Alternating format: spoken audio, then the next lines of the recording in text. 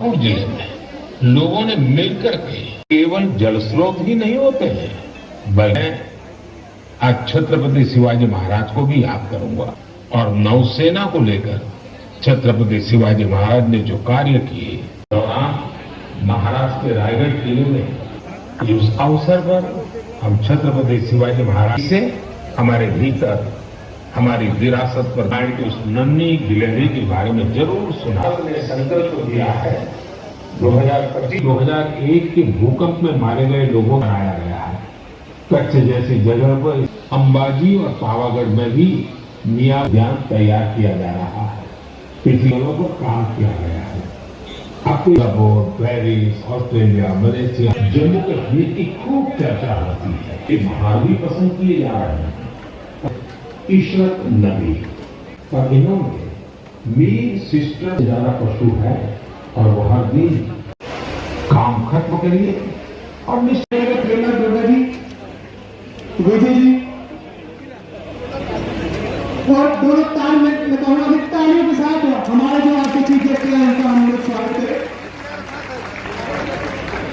आज हम सबका बहुत बहुत सौभाग्य है कि आदरणीय हमारे जगदीश सिंह पुरी साहब जो हमारे केंद्र सरकार में मंत्री हैं और उनके साथ ही साथ डॉक्टर जितेंद्र सिंह जी से बलौटी स्थल पर इस रैली स्थल पर पहुंचे। तालियों के साथ हम लोग आदरणीय दोनों मंत्री साहब का स्वागत करें।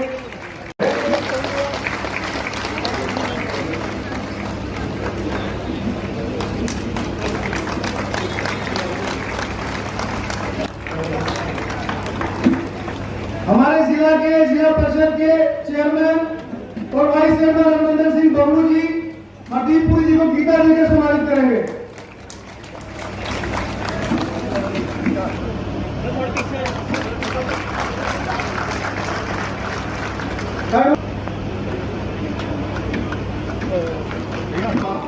और अखंडता अक्षुत हमारे मंत्री सरदार हरदीप सिंह पुरी जी इस पूरे प्रदेश के अंदर जो किए हैं उसके विभिन्न जो कार्य पार्टी की तरफ से हमारे केंद्र सरकार की तरफ से किए गए हैं उन कार्य को लेकर जनता के बीच में हम लोग लेके जाए। ऐसे कार्य डॉक्टर जितेंद्र सिंह साहब ने जो कनेक्टिविटी हम लोगों को चाहिए थी, जितने भी हमारे ब्रिजेस चाहिए थे, जितने रोड चाहिए थे, मुझे नहीं लगता कि आज ऐसा कोई रोड ऐसा कोई ब्रिज बचा होगा जो डॉक्टर साहब ने अपनी पूरी मेहनत से पूरी शक्ति के साथ मैं कहूंगा कि कठुआ की लोगों ने जो डॉक्टर जितेंद्र सिंह साहब को संसद में भेजकर जो एक बहुत बड़ा कार्य किया था, कहीं ना कहीं डॉक्टर साहब ने इसका पूरा हम लोगों को जो हम लोगों ने डॉक्टर साहब से अपेक्षा करी थी उसको पूरा करने का पूरा प्रयास किया है। तो ऐसे हमारे डॉक्टर जितेंद्र सिंह जी साहब है पूरे प्रदेश के अंदर इन्होंने बहुत बढ़िया कार्य जो है पार्टी की तरफ से और हमारे केंद्र सरकार की ओर से किए हैं। और आदरणीय प्रधानमंत्री जी की अगुवाई में पूरे देश के अंदर जो 9 साल बेमिसाल के जो कार्यक्रम संगठन के अनुसार हम लोगों को करने के लिए कहा गया था, मैं पिछले दिनों जो पार्टी की तरफ से विकास के कार्य थे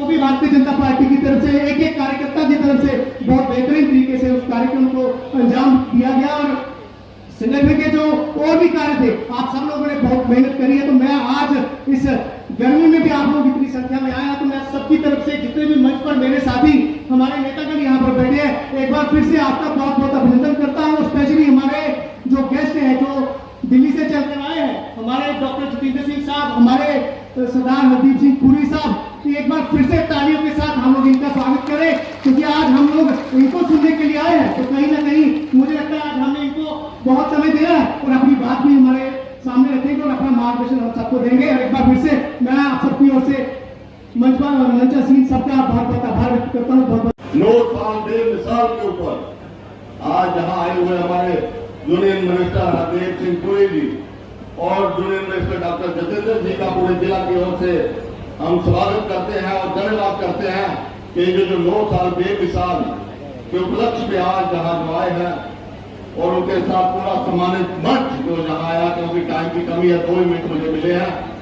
तो मैं मुबारक सबसे पहले देना चाहता हूं अपने यूनियन मिनिस्टर साहिबान को कि जो डेवलपमेंट के काम बहुत ही स्पीड से हो रहे हैं, लेकिन सबसे बड़े मुबारक जो 370 घंटे के बाद यूनियन मिनिस्टर हरदीप पुरी साहब को, डॉक्टर जितेंद्र साहब को और इनके माध्यम से प्राइम मिनिस्टर ऑफ इंडिया हमारे जो नरेंद्र मोदी साहब है उनको कि जो सपना जम्मू कश्मीर लेके यूटी के लोगों का जो 3 टायर सिस्टम कंप्लीट करके जो उन्होंने पूरा काम किया है भारत सरकार ने, बहुत ही धन्यवाद हमारी भारत सरकार का कि जम्मू कश्मीर के लोगों को जो राहत दी है। पूरी उम्र लग गई, हमारे बड़े बड़े 25 हमारे बुजुर्ग स्वर्गवास हो गए, लेकिन ये जो बेईमान सरकारें थी ये 3 टायर सिस्टम लागू करने में कभी इन्होंने कोशिश ही नहीं की। और बहुत देर बाद हमारे बीच में जो भारत सरकार, जो लोगों की सरकार, लोगों की चुनी हुई सरकार है और लोगों के हित की सरकार है, उस सरकार ने आगे जो हमें 3 टायर सिस्टम का तोहफा दिया है, हम धन्यवाद करते हैं भारत सरकार को। और बड़ी खुशी की बात और एक है कि जब किसी देश के प्राइम मिनिस्टर को पूरी दुनिया जब फॉलो करती है तो उस देश का जो झंडा है वो आप खुद अंदाजा लगा लीजिए कि कितना ऊंचा उसका झंडा और ऊंचा कर दिया प्रधानमंत्री साहब ने, पूरी दुनिया में जो डंका बजा दिया है। हम ऐसे प्राइम मिनिस्टर जो लोगों के लिए, लोगों के काम डेवलपमेंट के लिए, लोगों के जितने हमारी मातृशक्ति के लिए, हमारे नौजवान साथियों के लिए जो उन्होंने काम किए हैं, हम कभी भुला नहीं सकते। भारत माता की, भारत माता की, भारतीय जनता पार्टी, डॉक्टर जितेंद्र सिंह जी, हरदीप पुरी जी, डॉक्टर साहब को जय श्री राम। भारतीय जनता पार्टी, मोदी जी के नाम से 2 मिनट के लिए वो भी अपनी बात रखे। भारत माता की धन्यवाद। Petroleum and minister of housing and urban development आदरणीय डॉक्टर जितेंद्र, और आज चौतरफा जम्मू कश्मीर के अंदर आज मता समय नहीं लेना, इसलिए क्योंकि आज इस कार्यक्रम जो उपस्थित साढ़े मुख्य प्राहुणे और थोड़े अपने थोड़े लोकप्रिय सांसद की तुझे सुनना है। हम सब यहां बैठे हुए हैं पुरी साहब और डॉक्टर जितेंद्र जी का मार्गदर्शन के लिए, और लक्ष्य जिस कारण आज हम बैठे हुए हैं, हर वर्ष की तरह हम अपना रिपोर्ट कार्ड पेश करते हैं।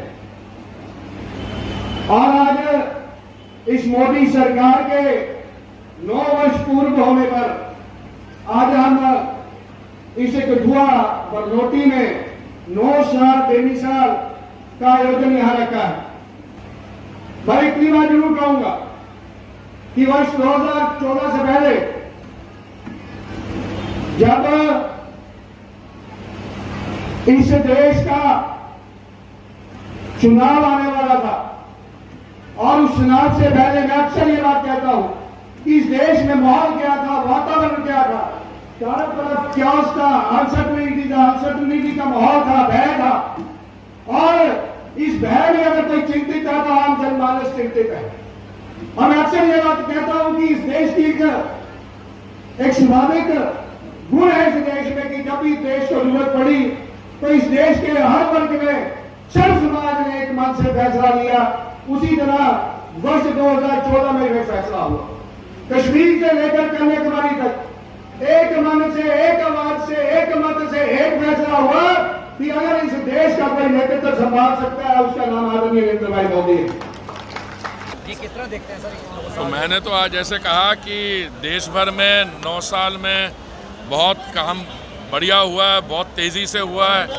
और ऐसे है कि 9 साल पहले 2014 में वही लोग जो बाहर के अभी प्रशंसा करते हैं वो हमें फ्रेजाइल मीन्स मतलब टूटने वूटने वाली अर्थव्यवस्था उसमें शामिल करते थे। और अब ये कहते हैं कि ये जो पिछला डेकेड हुआ दशक वो इंडिया का डेकेड था, और अभी आने वाला जो है अगले 2 डेकेड्स की बात करते हैं, 2047 तक 27 करोड़ की अर्थव्यवस्था होगी। और आप जैसे देख रहे हैं इसके कई कारण हैं, क्योंकि एक तो पॉलिटिकल लीडरशिप 2014 के बाद बड़ी फर्म डिसाइसिव रही है। अभी भाई साहब एक बोल रहे थे 2014 से पहले जो पॉलिटिकल डिस्पेंसेशन थी उसको पॉलिसी इन एक्शन, पैरालिसिस की बात करते थे। और जो ज़मीन पे काम हुआ, मैं आंकड़े कुछ मैंने गिनवाए हैं और आपको सबको पता है, जब समस्याओं का सामना करना पड़ा, जैसे महामारी में 222 करोड़ वैक्सीन की डोज बनाई और मुफ्त बांटी। हमारे जो बच्चे बाहर फंस गए थे जब रूस और यूक्रेन में मिलिट्री ऑपरेशन हुआ, 23,000 बच्चे फंसे हुए थे, तो मोदी जी ने हमारे मंत्रिमंडल में से मुझे और 3 और लोगों को भेजा, उनको लाए। और जो भी जैसे आयुष्मान भारत है, अब कनेक्टिविटी की बात करते हैं, 2014 तक मैं बात कर रहा हूँ, 1947 से 2014 तक टोटल 74 हवाई अड्डे थे। अब 2014 से लेके आज तक 74 और बन गए हैं, 148 हो गए हैं। और हमारे सिविल एविएशन मंत्री सिंधिया जी कह रहे थे कि उनको पूरी उम्मीद है कि 148 से लेके ये अगले 5 साल में 220 एयरपोर्ट्स, हेलीपोर्ट्स सब बनेंगे। पिछले काफी दिनों से आप जम्मू कश्मीर के दौरे पर हैं, 370 के बाद कितना बदलाव देखते हैं? नहीं, बहुत बदलाव है। देखिए, पहले जब मैं आया करता था तो क्या स्थिति थी, आपकी सबसे बड़ी इंडस्ट्री कौन सी, वो पथराव की इंडस्ट्री थी। तो ऐसा है कि अभी जब लॉ एंड ऑर्डर ठीक हुआ, नेशनल सिक्योरिटी के मामले ठीक तरह से एड्रेस हुए हैं, और अब इन्वेस्टमेंट भी आ रहा है, और इन्वेस्टमेंट आ रहा है इसके बाद देखिए, अभी ज़मीन पे तो आप देख रहे हैं, अभी डॉक्टर साहब के कंस्टिट्यूंसी में जो काम हुआ है, बीच में मैं कभी कभी सुनता हूँ, देखिए कश्मीर में ज़्यादा काम हुआ, जम्मू में थोड़ा कम, और जब उधमपुर में जम्मू से कम। ये तो जब काम होगा तो बहुत अच्छा होगा। और कोई चीज़ें, छोटी सी चीज़ इधर उधर की, और किसी ने बड़ा बढ़िया बोला एक कार्यक्रम में जिसमें अपने कार्यकर्ताओं के साथ मैं भाग ले रहा था, उन्हें कहा जो कमरे में सफाई हो अच्छी, तो कहीं थोड़ा सा भी कूड़ा पड़ा हो तो उस पर नज़र जाती है। इसके काम अभी भी है, मैं ये नहीं कह रहा हूँ कि सारा काम पूरा हो गया है, पर मुझे पूरी उम्मीद है कि जिस तेज़ी से केंद्र सरकार की सहायता से यहाँ पे यूटी एडमिनिस्ट्रेशन काम कर रही है, और बाकी मुद्दे भी हम लोग उनके डिप्लोमेट आप ज्वाइंट सिक्योरिटी काउंसिल में भी रहे हैं, आपने बहुत नज़दीकी से देखा है। क्या देखते हैं कि जो जम्मू कश्मीर के हालात अभी हैं, एक तरफ सरकार कहती है कि नॉर्मल है, दूसरी तरफ सर जहाँ पे असेंबली इलेक्शन अभी तक नहीं हो रहे हैं, तो हो जाएंगे ना, आप जल्दी में क्यों? देखो, ज़्यादा जल्दी करा लोगे तो यूटी से जो फंडिंग थोड़ी पड़ेगी, आप बिल्कुल आराम रहिए। इसका मेरे सिक्योरिटी काउंसिल के साथ कोई तल्लुकात नहीं है। हाँ, मैं रहा हूँ, ये बहुत बढ़िया सिचुएशन, बहुत इम्प्रूव हो रही है। नहीं, जैसा आपने कहा कि देश भर में इस समय प्रधानमंत्री मोदी जी के कार्यकाल के 9 साल मुकम्मल होने को लेकर के भिन्न प्रकार के कार्यक्रम श्रृंखला में आज कठुआ में एक बहुत बड़ी विशाल जनसभा भी रही, और इसी में हमने इस लोकसभा क्षेत्र कठुआ, उधमपुर, डोडा लोकसभा क्षेत्र में हुए 9 साल के कुछ एक राष्ट्रीय महत्व के कार्यों पर आधारित एक पुस्तिका का विमोचन भी किया। मुझे लगता है अभी बाकी कॉन्स्टिट्यूंसीज़ की तुलना में बहुत जल्द हमने ये काम संपन्न करके आज इसका विमोचन किया है। और मैं ये दावे के साथ कह सकता हूँ कि जिस संकल्प के साथ हमने ये यात्रा शुरू की थी मोदी जी के नेतृत्व में सन 2014 में, तो मोदी जी की मेहरबानियों का नतीजा है कि ये क्षेत्र थोड़ा सा पिछड़ गया था पिछली सरकारों की भेदभाव की नीति के कारण। उसको विकसित करके आज ये शायद पिछले 9 वर्षों में हिंदुस्तान की सबसे अधिक विकसित होने वाली कॉन्स्टिट्यूंसीज़ की श्रेणी में आ जाता है। ये वो कॉन्स्टिट्यूंसी है जहाँ पर के 1 नहीं, 2 नहीं, 3 मेडिकल कॉलेज केंद्रीय राशि से बनाए गए। कठुआ जिस क्षेत्र में हम खड़े हैं, अगर आप प्रवेश द्वार से आरंभ करें तो लखनपुर से, तो हर 1 किलोमीटर के बाद आपको विकास का कोई राष्ट्रीय महत्व का एक स्मारक मिलेगा। प्रवेश द्वार पर आपको महाराजा गुलाब सिंह जो इस प्रदेश के संस्थापक हैं उनकी मूर्ति मिलेगी। थोड़ा आगे चले तो कीड़िया गढ़याल का पुल, मुझे विश्वास है आने वाले समय में कोई विश्लेषण करेगा इतिहासकार कि इतने सालों तक ये क्यों नहीं बन पाया। शायद इसलिए नहीं कि केवल 1.5 पंचायतें वहाँ रहती है, वोट की राजनीति करने वालों ने उसको महत्व नहीं दिया। लेकिन हमें ये बात खटकती थी जब हम विरोधी दल भी थे कि पंजाब से होते हुए उस पंचायत में जाना पड़ता था। उनकी और विडंबना दूर करने के लिए 1.5 पंचायत के लिए 150 करोड़ रुपए का पुल वहाँ पर निर्माणित किया गया। आगे 1 किलोमीटर आए तो रूसा राष्ट्रीय उच्चतर शिक्षा अभियान के अंतर्गत इंजीनियरिंग कॉलेज, फिर उसके बाद केंद्रीय राशि से मेडिकल कॉलेज, उसके उपरांत पासपोर्ट ऑफिस, उसके उपरांत अगर आगे जाए तो पहला नेशनल हाईवे विलेज यहीं पर पड़ोस में बन रहा है। उसका काम रुक गया क्योंकि 6 लेनिंग का काम शुरू हुआ है। लगभग 200 पुल इस कॉन्स्टिट्यूंसी में बने। मुझे लगता है एक साथ ही साथ हमने मोदी जी से सिखाया हुआ एक संदेश भी देने का प्रयास किया है कि जहां हमारी आवश्यकता हम वहां पहुंचे। हम आखिरी कतार में खड़े आखिरी व्यक्ति तक पहुँचे। जहाँ पिछली सरकारों की ओर से कुताही रह गई थी उसकी पूर्ति की, जो कीड़िया गंडियाल उसका उदाहरण है। वोट की राजनीति से ऊपर उठ करके अपनी सेवा समर्पित करते हुए और ये समझते हुए कि कठुआ वो स्थान है जहाँ आज़ादी के बाद भारतीय जनसंघ और जम्मू कश्मीर के इतिहास का पहला अध्याय लिखा गया था। यहीं पर श्यामा प्रसाद मुखर्जी की गिरफ्तारी हुई थी और यहीं से क्रांति की एक ज्वाला उठी थी जिसने देश भर में जनसंघ के दीप को प्रज्वलित किया। और इसी संकल्प, इसी लेगेसी पर अपने आप को पूरा उतारते हुए हम आगे भी अपने आप को समर्पित रखेंगे। इंडस्ट्री का हब बन रहा है, क्या देखते हैं कि युवाओं के लिए कितने अवसर और ये आपने बात कही तो इसमें ये भी बात जोड़ दें कि हिंदुस्तान की 11वीं और उत्तर भारत की पहली बायोटेक इंडस्ट्रियल पार्क इसी स्थान जहां हम खड़े हैं इसके करीब पड़ी है। ये स्टार्टअप्स के लिए एक नया आयाम है। मैं चाहूँगा आपका सहयोग कि हम युवाओं में स्टार्टअप्स का एक कल्चर पैदा करने में थोड़ा सा आपका सहयोग रहे। जैसे कि इसी कॉन्स्टिट्यूंसी का जिक्र मोदी जी ने अनेकों बार किया है। पिछली बार उन्होंने भद्रवाह का जिक्र किया, रोमा मिशन का, लगभग 3000 युवा उससे जुड़ गए हैं। बहुत से बच्चे नौकरियां छोड़ करके आए हैं कॉरपोरेट, क्योंकि वहाँ पर इतना कमाई का, आमदनी का साधन है। और इस तरह से यहाँ इंडस्ट्रियल बायोटेक पार्क है वहाँ पर, और साथ ही साथ सीड प्रोसेसिंग प्लांट, वो भी पहला उत्तर भारत का कठुआ में स्थित है, जो 3 प्रदेशों के लिए है, हिमाचल प्रदेश और पंजाब के लिए। तो मैं चाहूँगा कि हम युवाओं की मानसिकता बदलने में थोड़ा सा एक कामकाज करें समाज में, ताकि वो सरकारी नौकरी को ही मात्र रोज़गार का साधन ना समझें। उनके मन में ये बात बैठे कि रोज़गार के बहुत से ऐसे अन्य साधन, ऐसे विकल्प है जो सरकारी नौकरी से भी कई गुना ज़्यादा आमदनी का जरिया बन सकते हैं। डॉक्टर साहब, 1 तारीख को यात्रा शुरू होने वाली है, प्रवेश द्वार सजाया जा रहा है, क्या कुछ डोगरा इतिहास को वहाँ पर प्रदर्शित किया जाएगा ताकि लोग देख सके? निश्चय सांस्कृतिक और साहित्यिक प्रदर्शन भी रहेगा। Thank you.